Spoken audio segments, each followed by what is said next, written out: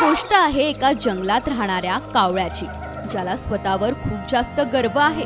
त्याला असं वाटत होतं का तो खूप छान असं गाणं म्हणतो आणि तो खूप जास्त महान सुद्धा आहे, जे की तो नाही.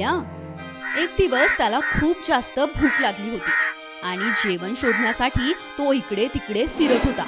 तितक्यातच त्याला जमिनीवर पडलेला एक पनीरचा तुकडा दिसला. अरे वा, हा पनीरचा तुकडा किती छान असेल ना.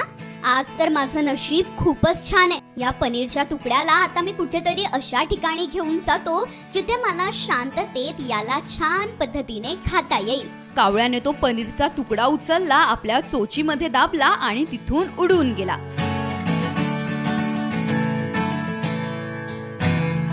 आणि जाऊन एका झाडाच्या फांदीवर बसला.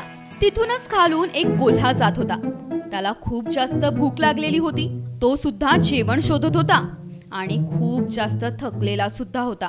तेव्हाच त्या कोल्ह्याची नजर या कावळ्यावर पडली आणि या कोल्ह्याने त्या कावळ्याकडे पनीर बघितलं